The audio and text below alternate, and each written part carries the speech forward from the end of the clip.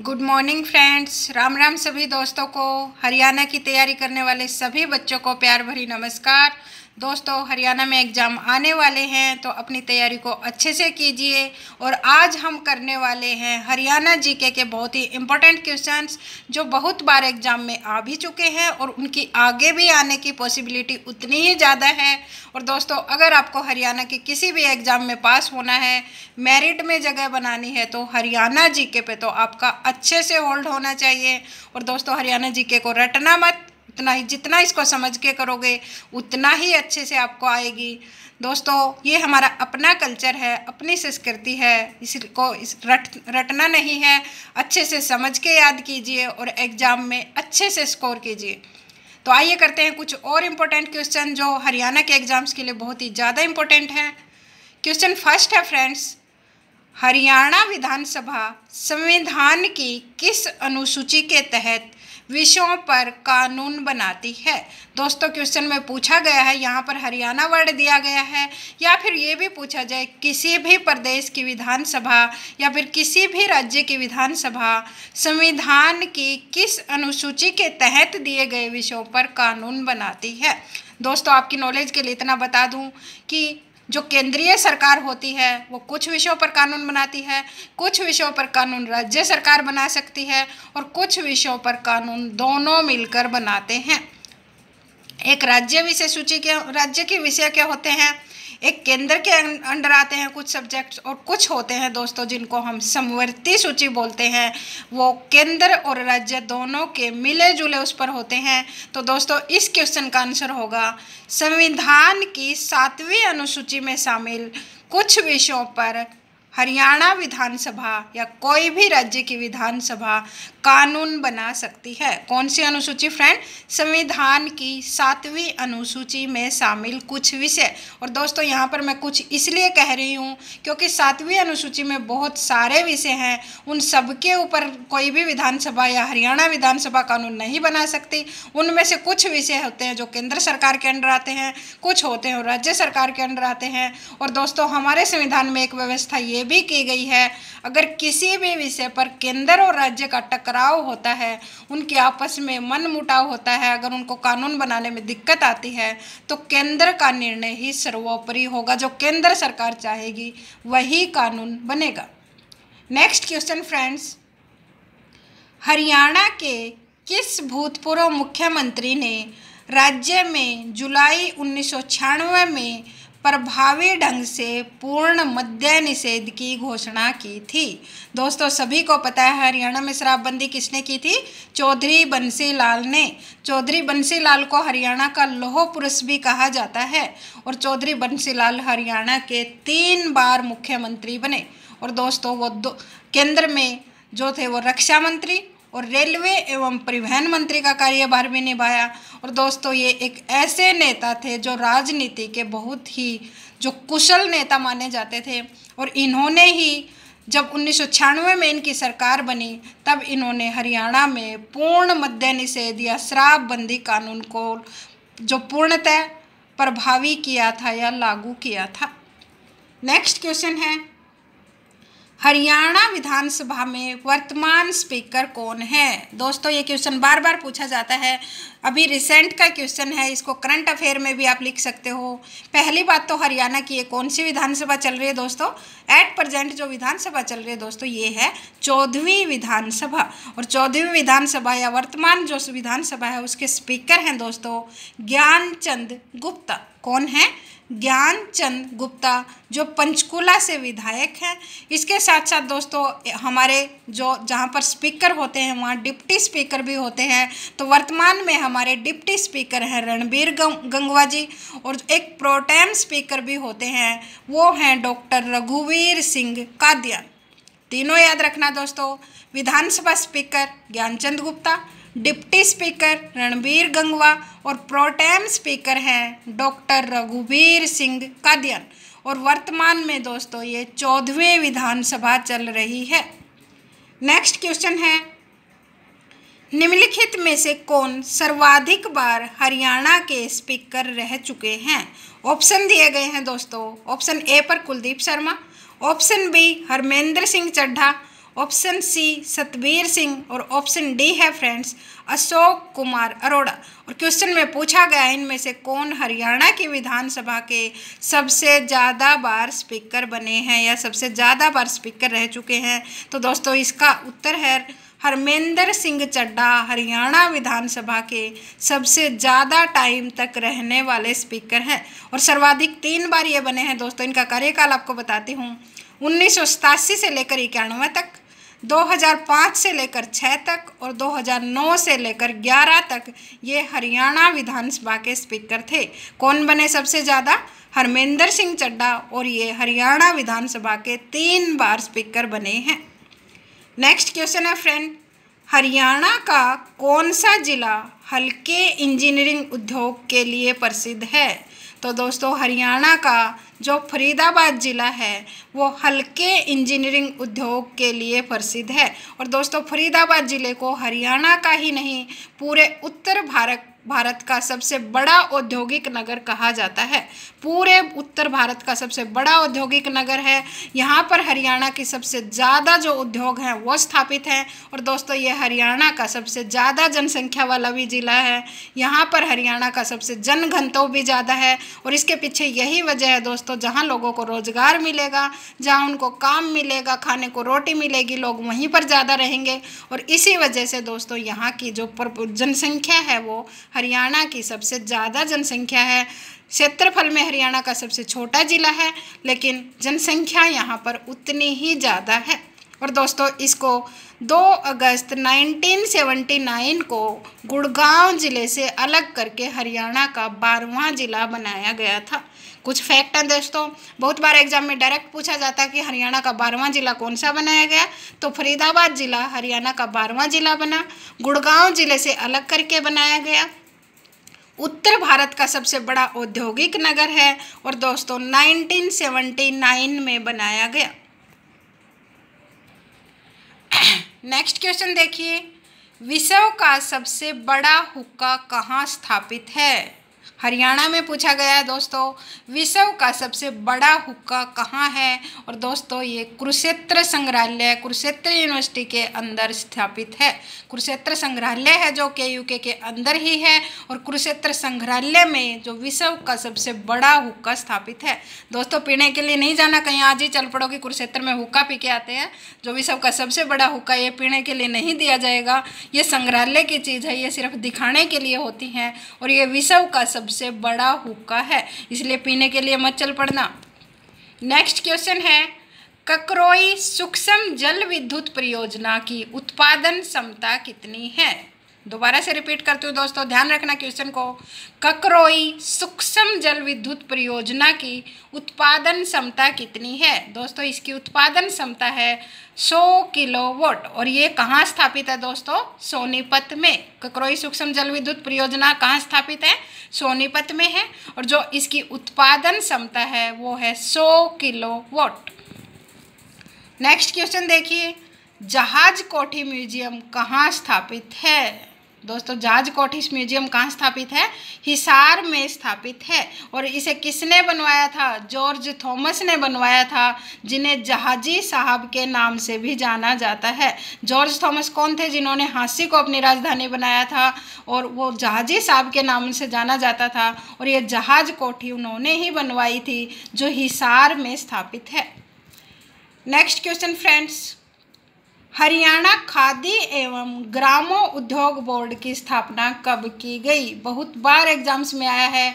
हरियाणा खादी एवं ग्रामीण उद्योग बोर्ड की स्थापना 1 फरवरी 1969 को की गई थी और दोस्तों 2019 के अंदर इसकी 50वीं सालगिरह हरियाणा सरकार के द्वारा मनाई गई और उसके ऊपर नारा दिया गया था हर घर खादी का, जो नारा दिया गया 50वीं सालगिरह पर। और उसके अंतर्गत एक स्कीम लॉन्च की गई थी कि हर डिस्ट्रिक्ट लेवल पर जो खादी ग्राम उद्योग बोर्ड का जो रिटेल स्टोर होता है वो खोला जाएगा ताकि खादी तक आम पब्लिक की पहुंच हो सके।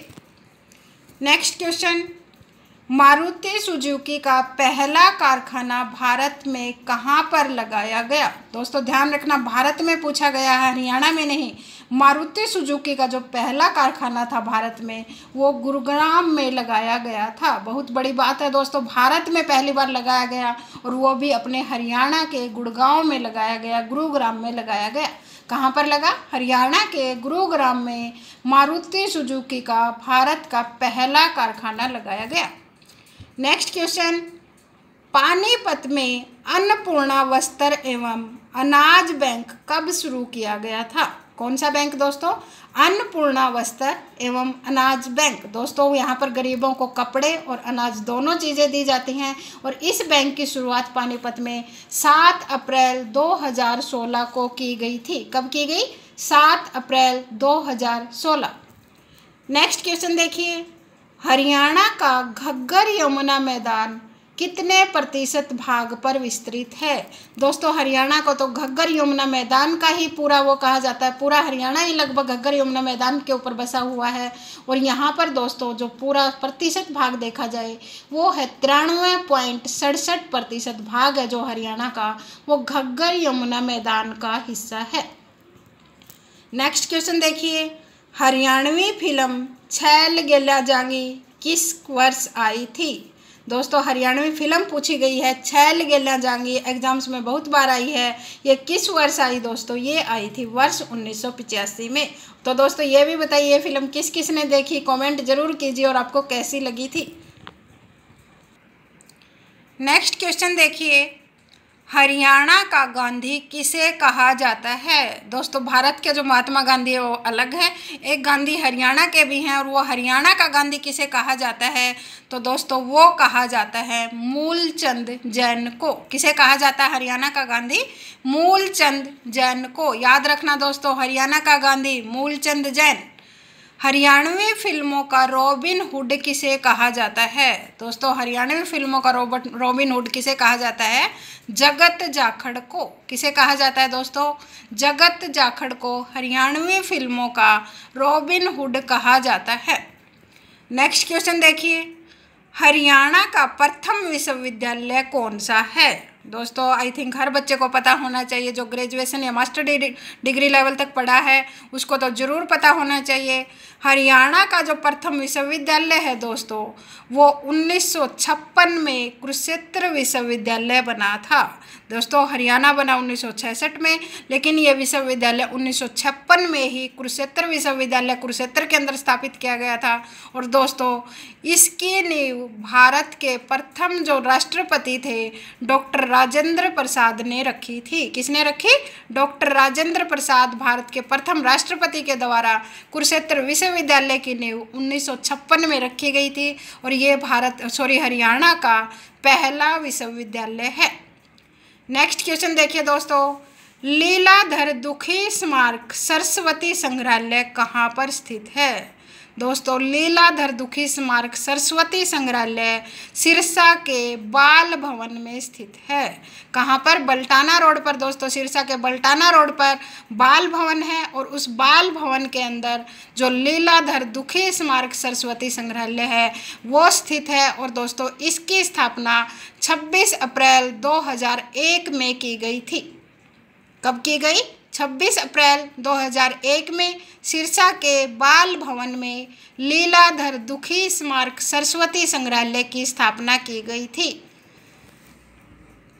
नेक्स्ट क्वेश्चन देखिए फ्रेंड्स, किशोरी महल कहाँ स्थित है? किशोरी महल कहाँ स्थित है? बहुत बार पूछा गया एग्जाम में दोस्तों। किशोरी महल होडल पलवल में स्थित है, होडल में स्थित है और इसका निर्माण राजा सूरजमल ने अपनी पत्नी किशोरी के नाम पर करवाया था। ये भी पूछा जा सकता है फ्रेंड, किशोरी महल का निर्माण किसके नाम पर हुआ? तो किशोरी महल का निर्माण दोस्तों महाराज सूरजमल की पत्नी किशोरी के नाम पर महाराज सूरजमल के द्वारा करवाया गया था और ये होडल में स्थित है दोस्तों। होडल कहाँ है? पलवल में है। नेक्स्ट क्वेश्चन देखिए, 2020 में कौन से नंबर का सूरज कुंड मेला लगा? दोस्तों सूरज कुंड से 1% तो आना ही आना होता है, बट कोरोना की वजह से जो 2021 का सूरज कुंड मेला है वो नहीं लग पाया। तो दोस्तों 2020 का बहुत इंपॉर्टेंट बन जाता है, इसलिए आज से बहुत बार एग्जाम में जो आने वाले एग्जाम है उनमें पूछा जा सकता है। तो दोस्तों 2020 में 34वें नंबर का सूरज कुंड मेला लगा था। कौन से नंबर का? 34वें नंबर का मेला लगा था 2020 में। तो दोस्तों इससे रिलेटेड और कंसेप्ट भी बहुत ज़रूरी है जो पूछे जा सकते हैं। जो 34वें नंबर का सूरज कुंड मेला लगा उसका थीम कंट्री था उज्बेकिस्तान व थीम स्टेट था हिमाचल प्रदेश। कौन था दोस्तों? थीम कंट्री उज्बेकिस्तान और थीम स्टेट हिमाचल प्रदेश। और दोस्तों ये मेला 1 से 16 फरवरी तक चला था। वैसे नॉर्मली ये 15 दिन तक चलता है, लेकिन दोस्तों इस बार ये मेला 1 से 16 फरवरी तक चला और इस मेले में 30 देशों ने भाग लिया। और दोस्तों इस मेले का मुख्य थीम था अतिथि देवो भव। कौन सा? अतिथि देवो भव। और जो सूरज कुंड का थोड़ा सा इतिहास भी देख लीजिए दोस्तों। बहुत बार पूछा जाता है हरियाणा के पेपरों में कि सूरज कुंड का निर्माण किसने करवाया था। तो दोस्तों सूरज कुंड के जो संस्थापक थे जिन्होंने इनका निर्माण करवाया वो थे अनंगपाल तोमर या अनंगपाल द्वितीय। और दोस्तों जो अनंगपाल तोमर थे, ये तोमर वंश था, उनके जो सूर्य देवता हैं वो उनके कुल देवता होते थे और उन्होंने सूर्य देव के सम्मान में सूरज कुंड का निर्माण करवाया था। दोस्तों पहला मेला पहली बार 1987 में सूरज कुंड मेले की शुरुआत हुई। उस दौरान ना ही तो कोई थीम कंट्री होता था ना कोई थीम स्टेट होता था। और दोस्तों 2013 में इसे अंतर्राष्ट्रीय मेले का दर्जा दिया गया। और इसके साथ साथ थोड़ा सा और ये भी देखिए कि जो मयूर लेक झील है वो भी सूरज कुंड के बिल्कुल पास में ही स्थित है। तो आपको इसके साथ साथ ये भी याद हो गया कि मयूर लेक झील कहाँ स्थित है? वो फरीदाबाद में ही स्थित है और सूरज कुंड के बिल्कुल साथ में स्थित है। और दोस्तों ये भी पूछा जाए कि 2009 में जब प्रथम फोकस कंट्री जो था वो था मिस्र। और जो 33वां मेला था दोस्तों, ये तो 34वां था, हो सकता है एक साल पहले का भी पूछ लिया जाए। तो दोस्तों 33वां मेला जो 2019 में लगा वो लगा 1 से 17 फरवरी 2019 तक। उसमें थीम कंट्री थी थाईलैंड और थीम स्टेट थी महाराष्ट्र। कौन सा था? 2019 का जो 33वां मेला था उसमें थीम कंट्री थाईलैंड और थीम जो स्टेट थी वो थी महाराष्ट्र। और 34वें में कौन था दोस्तों? थीम कंट्री थी वो थी उज्बेकिस्तान और जो थीम स्टेट था वो था हिमाचल प्रदेश। तो दोस्तों इस मेले से रिलेटेड इतना ही। हर कंसेप्ट को ध्यान रखिए, क्वेश्चन को कैसे भी घुमाया जाए आपको क्वेश्चन गलत नहीं होने देना है। एक एक नंबर बहुत मायने रखता है दोस्तों, वो एक नंबर ही आपका सिलेक्शन करवा भी सकता है और रुकवा भी सकता है। इसलिए हर कंसेप्ट जो भी कंसेप्ट पढ़ो उसकी डिटेल जरूर करो ताकि क्वेश्चन को कैसे भी घुमाया जाए आपका क्वेश्चन गलत ना हो। नेक्स्ट देखिए, हरियाणा स्टेट इलेक्ट्रिसिटी बोर्ड का पुनर्गठन किस वर्ष हुआ? दोस्तों ध्यान रखिए, पुनर्गठन पूछा गया है, गठन नहीं पूछा गया। तो दोस्तों हरियाणा स्टेट इलेक्ट्रिसिटी बोर्ड का जो पुनर्गठन था वो हुआ था 1998 में। और दोस्तों इसके साथ साथ आपको ये भी बता दूं, हरियाणा स्टेट इलेक्ट्रिसिटी बोर्ड का जो गठन था वो हुआ था 1967 में। 3 मई 1967 को इसका गठन किया गया और 1998 में दोस्तों इसका पुनर्गठन किया गया था। ध्यान रखना कि गठन पूछा है कि पुनर्गठन। अगर इलेक्ट्रिसिटी बोर्ड का गठन आए तो वो आएगा 1967 में और पुनर्गठन आए तो वो आएगा 1998 में। इसी से रिलेटेड और देखिए friends, Haryana state electricity board के 2 निगम हैं। पहले तो उनका गठन और पुनर्गठन पूछा गया।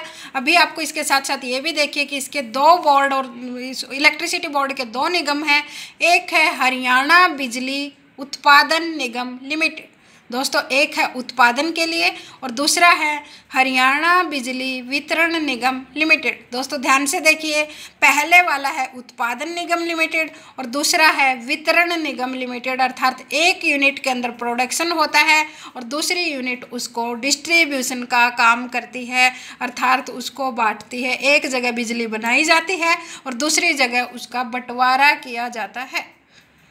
नेक्स्ट क्वेश्चन देखिए दोस्तों, भिवानी मुक्केबाजी क्लब की स्थापना किसके द्वारा की गई थी? दोस्तों बहुत बार पूछा गया है। भिवानी जो मुक्केबाजी क्लब है दोस्तों, इसकी स्थापना जगदीश सिंह के द्वारा की गई थी। किसने की? जगदीश सिंह के द्वारा की गई थी। नेक्स्ट क्वेश्चन देखिए, दिल्ली की गद्दी पर बैठने वाला अंतिम हिंदू शासक कौन था? दोस्तों, दिल्ली की गद्दी पर बैठने वाला अंतिम हिंदू शासक था कौन था? हेमचंद्र विक्रमादित्य, या फिर जिनको हेमू के नाम से प्रसिद्ध हैं, और इन्होंने ही पानीपत की दूसरी लड़ाई लड़ी थी। नेक्स्ट क्वेश्चन देखिए दोस्तों, हरियाणा का ताजमहल किसे कहा जाता है? दोस्तों, हरियाणा का ताजमहल कहा जाता है शेख चिल्ली के मकबरे को, और शेख चिल्ली का मकबरा हरियाणा के कुरुक्षेत्र के पास थानेश्वर में स्थित है। दोस्तों, घूमकर जरूर आना। हरियाणा का ताजमहल है, बहुत ही सुंदर बना हुआ है। थोड़ा सा रख रखाव की कमी में ये जो इमारतें हैं वो खंडर में तब्दील हो जाती हैं, लेकिन इतनी भी नहीं हो रखी, घूमने लायक फिर भी है, देखनी चाहिए अपना संस्कृति, तभी आपको याद होगी।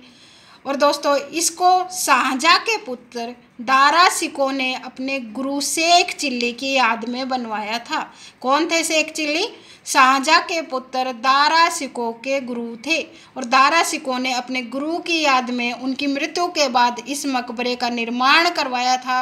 और दोस्तों, इस मकबरे में अभी भी उनकी जो कब्र है वहाँ पर जो जोत है वो चलती रहती है।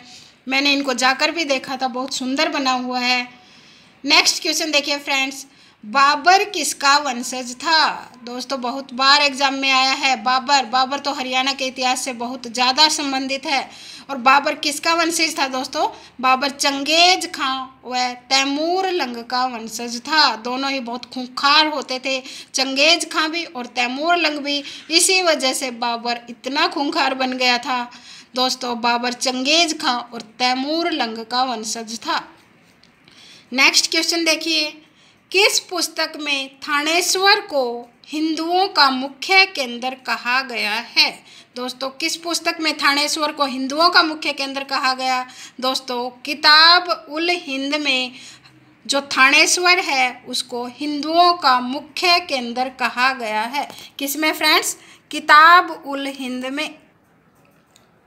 दोस्तों, किताब उल हिंद जो थी हरियाणा आक्रमण के दौरान महमूद गजनवी के साथ भारत आए अल-बरूनी के द्वारा लिखी गई थी। अल-बरूनी महमूद गजनवी के साथ जब वो हरियाणा पर आक्रमण करने आए तब उनके साथ आए थे, और उन्होंने ही किताब उल हिंद है जो अरबी भाषा में लिखी थी। और दोस्तों, थानेश्वर का जिक्र आते ही नेक्स्ट क्वेश्चन भी यही है कि वर्धन वंश का प्रथम राजा कौन था? दोस्तों, वर्धन वंश का प्रथम राजा है, ऑप्शन दिए गए जयवर्धन, प्रभाकर वर्धन, हर्षवर्धन और गीतावर्धन।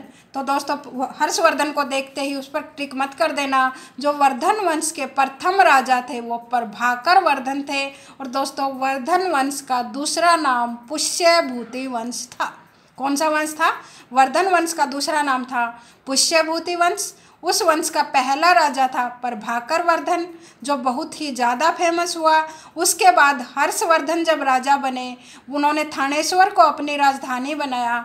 और थानेश्वर दोस्तों, बहुत ही उस वक्त उत्तर भारत का पूरा जो शासनकाल था वो पंजाब को छोड़कर पूरे उत्तर भारत पर हर्षवर्धन ने राज्य किया था। थानेश्वर उस वक्त उनकी राजधानी होती थी। उनके दरबार में एक कवि होते थे दोस्तों, बाण भट्ट, जो बार बार एग्जाम में पूछा जाता है।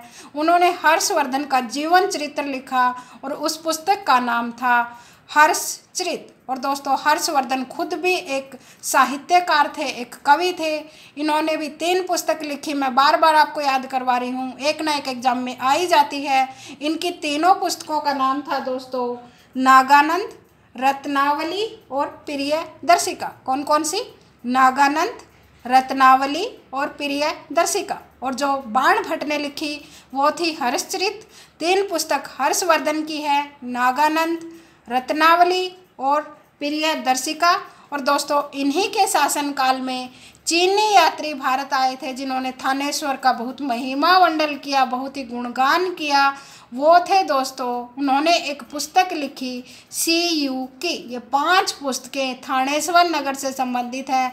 कोई एग्जाम हरियाणा का खाली नहीं जाता दोस्तों, इनसे एक ना एक क्वेश्चन तो आता ही आता है। यहीं पर देखिए, पहला पूछा वर्धन वंश का प्रथम राजा प्रभाकर वर्धन, वर्धन वंश का दूसरा नाम पुष्यभूति वंश। उसके बाद हर्षवर्धन राजा, जिन्होंने उत्तर भारत में पूरे पर राज किया, सिर्फ पंजाब को छोड़कर। उनकी राजधानी थी थानेश्वर। उन्होंने 3 प्रमुख पुस्तकें लिखी। उन्हीं के दरबार में कवि थे बाणभट्ट, और उन्हीं के राज्यकाल में जो आए चीनी यात्री हेन सांग, उनकी जो प्रसिद्ध पुस्तक थी सी यू की, वो लिखी गई थी। और इन्होंने 606 से 647 ईस्वी तक पूरे उत्तर भारत पर राज्य किया था, जिसमें से सिर्फ पंजाब राज्य छोड़ा गया था। नेक्स्ट क्वेश्चन देखिए फ्रेंड्स, भगवत गीता में कितने अध्याय हैं? दोस्तों भगवत गीता में 18 अध्याय हैं, और शुरुआत के अंदर दोस्तों इसमें 700 श्लोक थे। वर्तमान में ये श्लोक 1 लाख से भी ऊपर हो चुके हैं। कितने अध्याय हैं? 18 अध्याय, 700 श्लोक थे इसका जो मूल रूप था।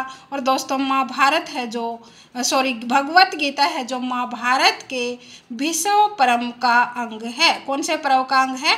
भीष्म पर्व का अंग है। 18 अध्याय थे, 700 श्लोक थे। और दोस्तों महाभारत का युद्ध है जो HSSC मानती है। वैसे तो इस पर बहुत सारे अपने अपने वो है मत हैं, कोई कहता कभी हुआ, कोई मानता हुआ ही नहीं। तो दोस्तों HSSC ने जो माना है हमें तो उसको देखना है। जो महाभारत का युद्ध हुआ था वो 900 ईस्वी पूर्व लड़ा गया, वह 18 दिन तक चला। देखो दोस्तों कौन कौन से क्वेश्चन आते हैं भगवत गीता से। भगवत गीता में कितने अध्याय थे? 18 अध्याय थे। कितने श्लोक थे? मूल में 700 श्लोक थे, वर्तमान में ये श्लोक 1 लाख से भी ऊपर है। यह कौन से पर्व का अंग है? दोस्तों महाभारत का भीष्म पर्व का अंग है। और जो महाभारत का युद्ध था दोस्तों वो 900 ईस्वी पूर्व लड़ा गया, वह 18 दिन तक चला। दोस्तों सारे कंसेप्ट ध्यान में रखिए ताकि कोई भी क्वेश्चन गलत ना हो पाए। और इसी से रिलेटेड नेक्स्ट क्वेश्चन देखिए फ्रेंड्स, भगवान कृष्ण का सर्वोच्च उपदेश क्या है? तो दोस्तों भगवान कृष्ण का जो सर्वोच्च उपदेश है वो क्या है? भगवत गीता। और उसमें उन्होंने क्या कहा है? कर्म करो, फल की इच्छा ना करो। तो दोस्तों थोड़ा सा इसको अपने जीवन में भी अप्लाई कर लो, पढ़ते रहो। जब आप रिजल्ट देखोगे, आप पहले ही रिजल्ट को देखने लग जाते हो। जब आपकी मेहनत बहुत अच्छी हो जाएगी तो आपको रिजल्ट भी उतना ही अच्छा मिलेगा। तो जितना कर्म करते रहोगे आपको रिजल्ट उतना ही अच्छा मिलेगा। नेक्स्ट देखिए फ्रेंड्स, हाँ इसी से रिलेटेड एक और रह गया दोस्तों, महाभारत की रचना महर्षि वेदव्यास जी के द्वारा संस्कृत भाषा में की गई और इसे जय संहिता भी कहा जाता है। किसने की महाभारत की रचना? महर्षि वेदव्यास जी ने की, संस्कृत भाषा में की, इसे जय संहिता भी कहा जाता है। और दोस्तों जो महाभारत की रचना है वो सरस्वती नदी के किनारे की गई थी। ये भी क्वेश्चन एग्जाम में आता है। हर पॉइंट को ध्यान में रखिए ताकि कहीं से भी क्वेश्चन आए आपका छूटे ना। नेक्स्ट देखिए, गग्गर हकरा नदी घाटी को 2 भागों में बांटा गया है। इसमें से जो भाग वर्षा में बाढ़ग्रस्त नहीं होता उसको क्या कहते हैं? दोस्तों पूरा हरियाणा ही घग्गर हकरा नदी पर बसा हुआ, जो घाटी है उसके ऊपर बसा हुआ है। और जो शुरुआत के अंदर दोस्तों जो घग्गर हकरा नदियों के द्वारा बहाकर लाई गई मिट्टी से बार बार जहाँ पर मिट्टी आती रही और वो जो क्षेत्र है थोड़ा सा ऊंचा हो गया, और जो बारिश आती है, बाढ़ आती है तो उस पर पानी नहीं चढ़ता है दोस्तों, तो उसको क्या कहा जाता है? बंगर। और दूसरा भी दोस्तों देखिए, दूसरा भाग है खादर, जहाँ पर बार बार बाढ़ आ जाती है, जहाँ पानी नहीं चढ़ता, बाढ़ नहीं आती, वो भाग है बंगर। और जो बाढ़ग्रस्त हो जाता है, जहाँ पर बार बार पानी चढ़ जाता है दोस्तों, वो है गग्गर हकरा का भाग खादर। कौन कौन से भाग है? बांगर जहाँ पर पानी नहीं चढ़ता, और खादर वो है जहाँ पर दोस्तों पानी बार बार चढ़ जाता है। नेक्स्ट क्वेश्चन देखिए फ्रेंड्स, बाटा जूता कारखाना कहाँ स्थित है? दोस्तों लिबर्टी नहीं, बाटा पूछा गया। लिबर्टी कहाँ स्थित है? करनाल में। और जो बाटा जूता कारखाना है दोस्तों वो फरीदाबाद ज़िले में स्थित है। और फरीदाबाद हरियाणा की ही नहीं उत्तर भारत की सबसे बड़ी औद्योगिक नगरी है। और दोस्तों जिसकी स्थापना, जो फरीदाबाद नगर है, इसकी स्थापना 1979 में गुड़गांव ज़िले से अलग करके 12वें ज़िले के तौर पर की गई थी। और दोस्तों बात की जाए बाटा जूता कारखाने की, ये कोई गवर्नमेंट जूता कारखाना नहीं था दोस्तों। ये 1931 के अंदर बाटा परिवार के द्वारा भारत में 5 जगह पर छोटे छोटे कारखाने लगाए गए थे, जिनका किस्मत ने आज इतना साथ दिया कि ये एक बाटा के रूप में ब्रांड बन गया। नेक्स्ट देखिए फ्रेंड्स, सोहना नगर किस कारण प्रसिद्ध है। दोस्तों सोहना नगर कहाँ स्थित है, पहले तो सोहना गुड़गांव जिले में स्थित है। सोहना नगर किस कारण से प्रसिद्ध है दोस्तों, सोहना गर्म पानी के कुंड के कारण प्रसिद्ध है। और इसकी कहावत है दोस्तों, एक मान्यता है कि जो यहाँ पर चर्म रोग होते हैं इस पानी में नहाने से दूर हो जाते हैं। और दोस्तों ये पानी हमेशा गर्म रहता है, और गर्म रहने के पीछे की जो वजह है दोस्तों, इस पानी के अंदर सल्फर की मात्रा अधिक है। ध्यान रखना, सोहना गर्म पानी के कुंड के कारण प्रसिद्ध है। मान्यता है कि यहाँ पर जो नहाने से है इस गर्म पानी के कुंड में चर्म रोग दूर हो जाते हैं। और दोस्तों ये पानी गर्म रहता है, और यहाँ पर इस पानी में गर्म रहने की मुख्य वजह यही है कि यहाँ पर सल्फर की मात्रा अधिक है। और दोस्तों सोहना किसी और वजह से प्रसिद्ध है, सोहना के अंदर विंटेज कार रैली भी निकाली जाती है। दोस्तों जो पुरानी कारों की रैली है वो भी सोहना नगर में ही निकाली जाती है। नेक्स्ट देखिए, बुजनी आभूषण कहाँ धारण किया जाता है। दोस्तों लड़कियों को तो पता ही होगा, शायद बॉयज़ को ना भी पता हो, लेकिन ध्यान रखना पड़ेगा। HSSC ये नहीं देखती कि क्वेश्चन लड़कियों के लिए है कि बॉयज़ के लिए है, उनके लिए तो सब बराबर हैं। तो दोस्तों बुजनी आभूषण जो होता है महिलाओं के द्वारा कानों में पहना जाता है। कहाँ पर पहना जाता है बुजनी आभूषण, कानों में पहना जाने वाला एक आभूषण है। नेक्स्ट क्वेश्चन देखिए, हरियाणा का चेरापूंजी किसे कहा जाता है। दोस्तों हरियाणा का जो चेरापूंजी है वो यमुना नगर के छछरौली गांव को कहा जाता है। किसको कहा जाता है, यमुना नगर के छछरौली गांव को हरियाणा का चेरापूंजी कहा जाता है। और ये कहा जाता है कि हरियाणा की जो सबसे सर्वाधिक वर्षा है वो इसी गांव में होती है। नेक्स्ट क्वेश्चन देखिए, हरियाणा का सबसे शुष्क क्षेत्र कौन सा है। सबसे जो सूखा हुआ है, सूखा एरिया पूछा गया दोस्तों। ऑप्शन दिए हैं रेवाड़ी, महेंद्रगढ़, भिवानी और रोहतक। दोस्तों देखो रेवाड़ी महेंद्रगढ़ दोनों दिए गए हैं, साथ में भिवानी भी है, रोहतक भी है, लेकिन इन सब के अंदर जो सबसे ज़्यादा सूखा एरिया है वो है महेंद्रगढ़ जिला। जो HSSC मानती है वो मानना है, और HSSC के अकॉर्डिंग है महेंद्रगढ़ जिला। नेक्स्ट क्वेश्चन देखिए, केंद्रीय मृदा लवणता अनुसंधान कहाँ स्थित है। दोस्तों केंद्रीय मृदा जो मिट्टी की लवणता का अनुसंधान केंद्र है वो कहाँ स्थित है। ऑप्शन दिए गए हैं रोहतक, भिवानी, करनाल और कुरुक्षेत्र। तो दोस्तों ये स्थित है करनाल के अंदर। केंद्रीय मृदा लवणता अनुसंधान केंद्र है वो करनाल जिले में स्थित है। नेक्स्ट क्वेश्चन देखिए, ग्रीनिंग ऑफ हरियाणा कार्यक्रम किससे संबंधित है। जैसा कि नाम से ही पता है, समझ गए होंगे फ्रेंड्स, ग्रीनिंग ऑफ हरियाणा वृक्षारोपण से संबंधित है। दोस्तों वृक्ष लगा लिया करो। देखो अभी वर्तमान में कोरोना काल के अंदर ऑक्सीजन की कितनी कमी हो रही है। अगर दोस्तों पेड़ लगाए जाएं, पेड़ पौधे लगाएं, हरियाली होगी तो ऑक्सीजन की कमी वैसे ही नहीं होगी। तो ध्यान रखना दोस्तों, ग्रीनिंग ऑफ हरियाणा में अपना योगदान जरूर देना। ग्रीनिंग ऑफ हरियाणा कार्यक्रम वृक्षारोपण से संबंधित है। नेक्स्ट क्वेश्चन देखिए, हरियाणा का सर्वाधिक ठंडा महीना कौन सा है। सबसे ठंडा महीना पूछा है दोस्तों। ऑप्शन दिए हैं जनवरी, दिसंबर, नवंबर और फरवरी। तो दोस्तों हरियाणा का जो सबसे ठंडा महीना होता है वो होता है जनवरी का। इसके साथ साथ आपको गर्म महीना भी पता होना चाहिए, जिस महीने में हरियाणा में सबसे ज़्यादा गर्मी होती है। ऑप्शन देखिए अप्रैल, मार्च, मई और जून। तो दोस्तों हरियाणा के अंदर मई में सबसे ज़्यादा गर्मी होती है, जनवरी में सबसे ज़्यादा ठंड होती है और मई के अंदर सबसे ज़्यादा गर्मी होती है। नेक्स्ट देखिए, हरियाणा राज्य का कौन सा भाग रेतीला है। दोस्तों हरियाणा राज्य का जो दक्षिणी भाग है वो रेतीला है। कौन सा हिस्सा है हरियाणा का, जो दक्षिणी भाग है वो हरियाणा का रेतीला एरिया है। नेक्स्ट क्वेश्चन देखिए, हरियाणा की सदा नीरा नदी कौन सी है। बहुत बार आता है दोस्तों, सदा नीरा नदी हरियाणा की दो मुख्य नदियां हैं, एक है घग्गर और एक है यमुना। घग्गर को वहर्त बरसाती या बरसाती नदी कहा जाता है और यमुना नदी हरियाणा की सदा नीरा नदी है, अर्थात ये 12 के 12 महीने बहती रहती है। और दोस्तों यमुना नदी गंगा नदी की सबसे बड़ी सहायक नदी है। किसकी है? गंगा नदी की सबसे बड़ी सहायक नदी है। बहुत बार यमुना नदी का उद्गम स्थल पूछा जाता है, तो यमुना नदी का जो उद्गम स्थल है वो गढ़वाल हिमालय की बंदरपूछ चोटी पर यमुनोत्री हिमनद से होता है। यमुनोत्री से होता है यमुना का जो उद्गम होता है दोस्तों।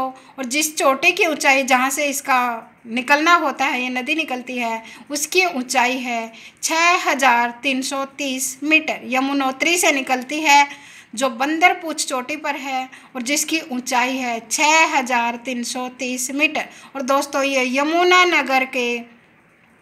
यमुना नगर से प्रवेश करते हुए हरियाणा में यमुना नगर, करनाल, पानीपत, सोनीपत, फरीदाबाद जिलों से बहती है।